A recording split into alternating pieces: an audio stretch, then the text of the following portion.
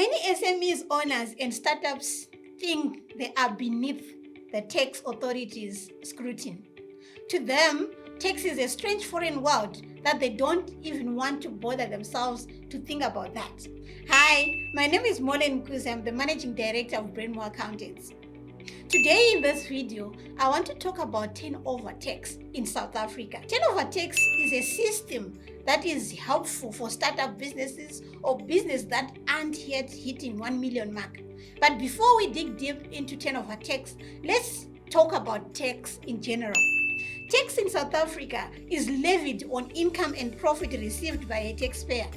And a taxpayer includes individuals, companies, and trusts, and etc. and etc. Do you know that tax is actually the government's main source of income? If so, this should remind you that every rand or cent counts and it matters to SARS. There are a number of taxes that businesses pay, which I'll explain in this video and in the series of videos to come. So remember to subscribe so that you don't miss out on more tax content. Okay, we have different types of taxes.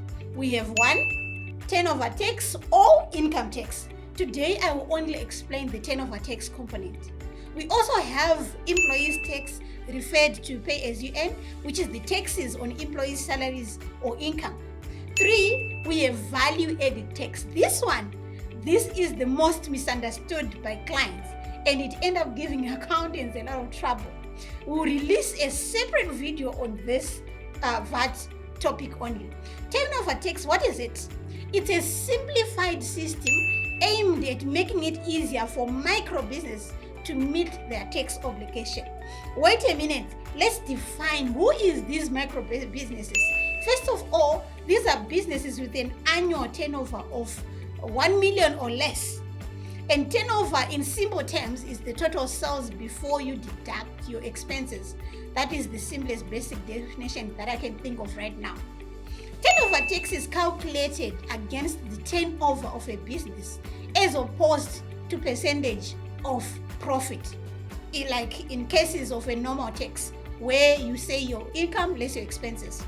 In South Africa, normal business or income tax has been reduced to 27%. Okay, someone might ask why turnover tax? SARS wanted to reduce the administration burden on micro business or startups. Most of the business executives or entrepreneurs who started businesses know that running a business involves a lot of administration.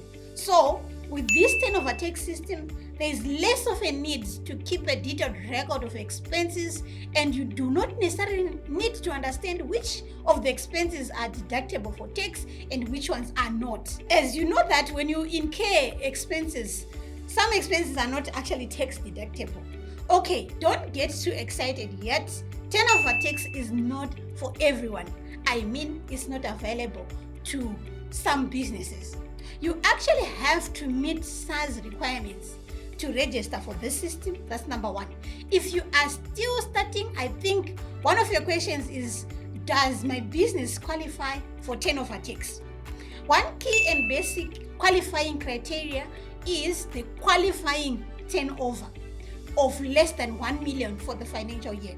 Financial year runs for the 12-month period, and the qualifying turnover is the total amount received by your business for the year of assessment from carrying on business activities. For the purpose of determining the 1 million cap, some amounts will actually be excluded from the qualifying turnover. Exclusion number 1 is all receipts of capital nature. What do I mean? For example, any amount that you receive from the sale of your equipment or your machinery that you actually use in your business is excluded. Okay, let's take an example. Your sales, you made sales of 800,000, you made sales of 800,000, and you also received 300,000 from the sale of your business machine. So you received in total 1.2 million for that year. What I'm saying here is that capital portion from the sale of a machine, which is the 300,000, will be excluded from determining your qualifying turnover. And by so doing, your turnover still falls below the 1 million mark or the 1 million threshold. That is the 800,000. Exclusion number 2 is with regards to certain government grants which are generally exempt from income tax in terms of the Income Tax Act. After meeting the basic qualifying criteria I have outlined, it's important to know that there are certain types of businesses that aren't eligible to register for turnover tax. These are mainly businesses that provide professional services. For example, accounting services, actuarial services, auditing services, broadcasting services, consulting, education, engineering, financial service, broking, health, and so on. If the income from the professional services plus the investment income for that particular business is greater than 20% of your business total income, then you don't qualify for turnover tax. This part is too technical, and I actually advise you to seek help from your accountant or your tax practitioner so that they let you know whether your business qualify or not. Okay, happy you qualified, then the next question can be, how do I register? If your business qualifies for turnover tax and you wish to register, what should you do? Please note, registering for turnover tax is optional. It's not mandatory. You have to choose to register or not to. If you choose to register, you need to submit a form called TT01 to SARS. Please note, this is a manual process, so you will need to book SARS appointment online, and this process should be done before the beginning of a year of assessment.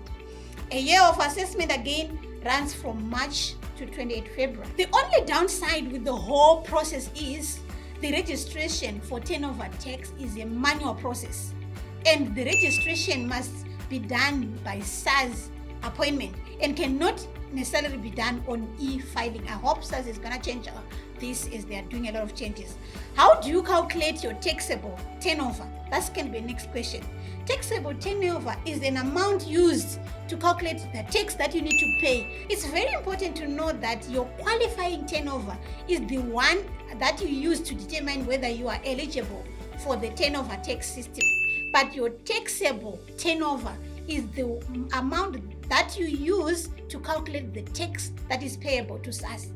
Taxable turnover is the total income generated by the business as a result of its trading activities, like rendering of your services or delivering profits. But you also need to include 50% of the receipts of a capital nature from the disposal of the business assets. Key thing here is, when you're calculating or determining your qualifying turnover, we excluded, remember, receipts from disposal of assets, which were capital nature. But when you are now calculating your final taxable turnover, you have to factor in and include the 50% of receipts from disposal of assets. Let's look at an example. Your total sales is 800,000. You receive 250 from sale of a machine.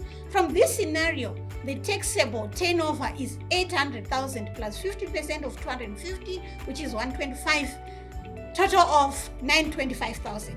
So the turnover for the year of assessment can be determined by using the tax tables. If you have 0 to 335,000 turnover, you pay zero tax. And the rest goes on and on like that, as shown on this screen.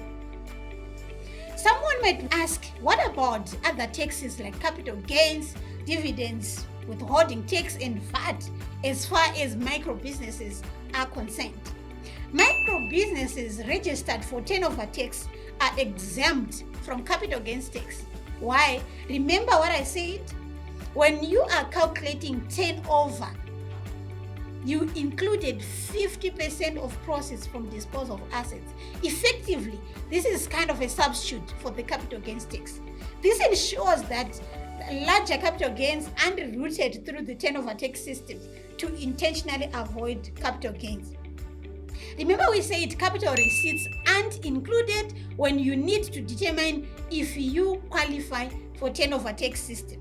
I call this sort of an and avoidance. Registered turnover taxpayers are also exempt from dividend withholding tax on the dividend distribution of up to 200,000 per year.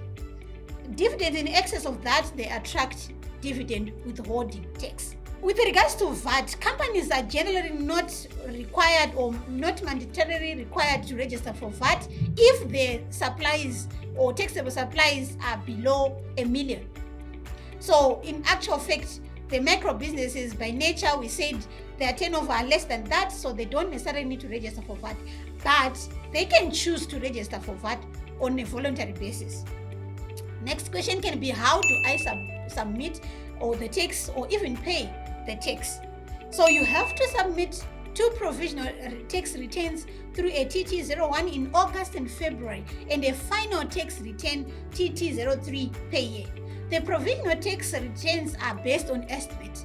Then the turnover for the year with the actual turnover calculated when the final tax return, which is the 3303, is submitted at the year end, and SARS will assess that.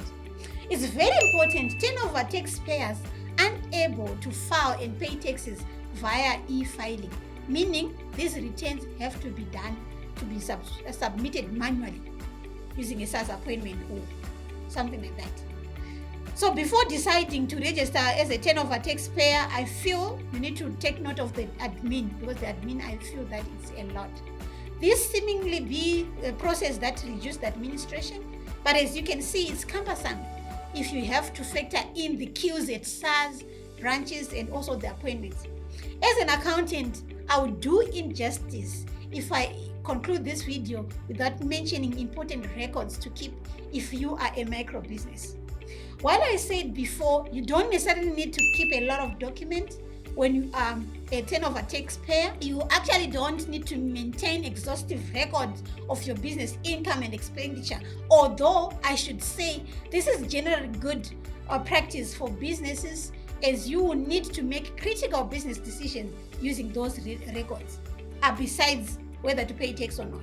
However, SARS does require you to keep these 3 minimum records: records of all amounts received, records of all dividends declared, and records of list of assets with a cost price of more than 10,000 at the end of the year of assessment, as well as the records of liabilities exceeding 10,000. What if your business exceeds 1 million? First of all, that's great because it's actually a sign that the business is growing. Secondly, within 21 business days of breaking that 1 million threshold in a single tax year, you need to deregister from turnover tax by notifying SARS. And this needs to be done in person at a SARS branch. My advice is, if you are starting up and you are projecting your growth rate to be slow, go for the turnover tax system.